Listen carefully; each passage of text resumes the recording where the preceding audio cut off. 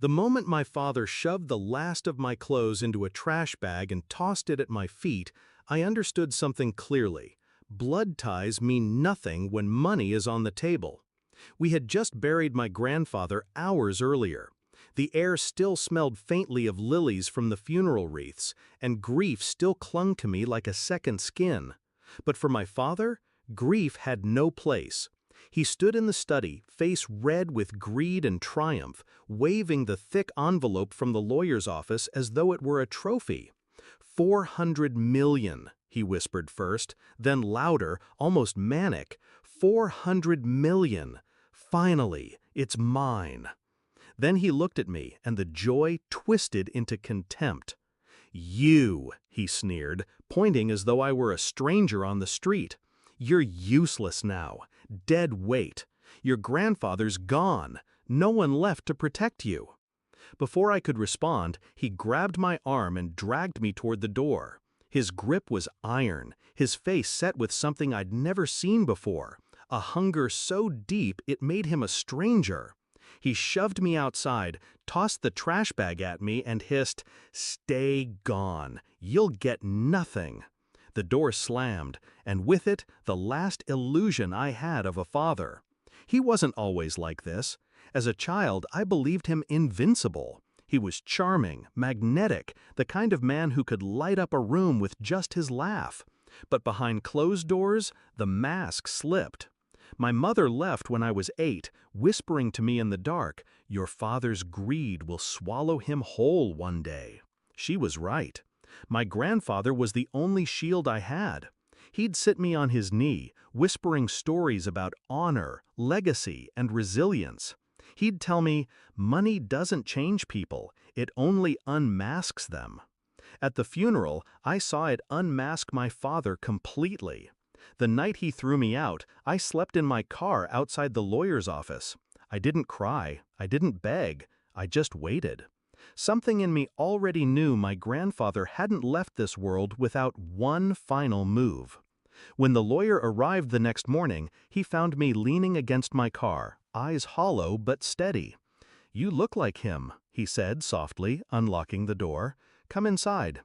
He slid a folder across the desk, tapping the top page with a pen. "Your father rushed through the papers yesterday, blinded by the big number. He didn't actually read the will." I leaned forward. The words burned themselves into my memory. "To my son, I leave temporary stewardship of the estate, contingent upon his behavior. Should he act in malice toward my granddaughter, the fortune transfers entirely to her." The lawyer's eyes flicked up to mine.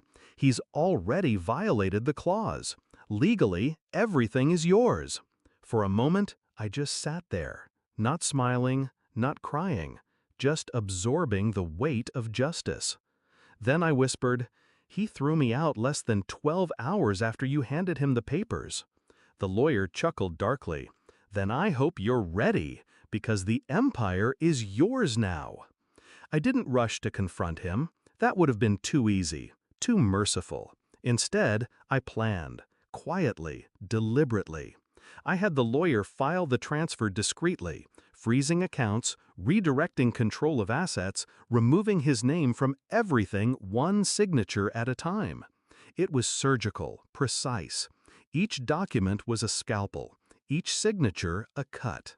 By the end of the day, my father's fortune was nothing more than numbers slipping through his fingers. And then came the final blow. He was hosting a celebration that night.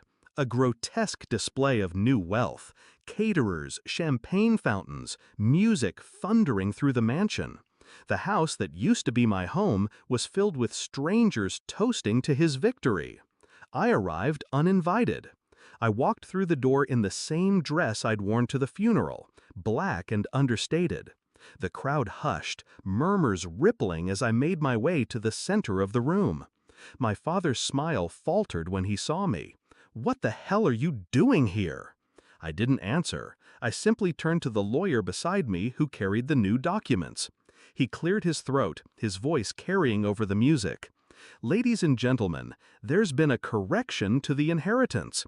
Effective immediately, All assets, properties, and holdings belong to the rightful heir, his daughter. Gasps erupted, glasses clinked to the floor. My father's face drained of color, then flushed with rage. "This is a joke," he roared, lunging for the papers. The lawyer stepped back. "Not a joke, a clause. Your behavior triggered the transfer." I finally spoke, my voice calm, but cutting through the chaos like glass. "You said I was useless. But it seems, Father, the only useless one here is you."